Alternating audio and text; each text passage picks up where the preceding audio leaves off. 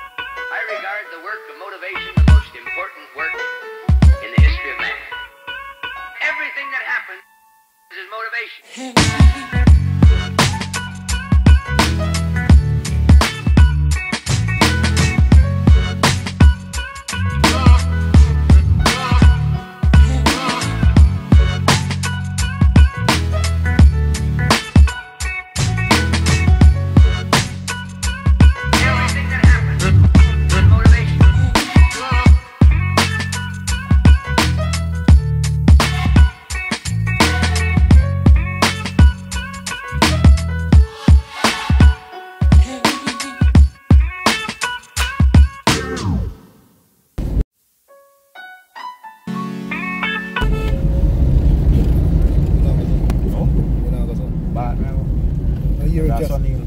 But the Airy, eh?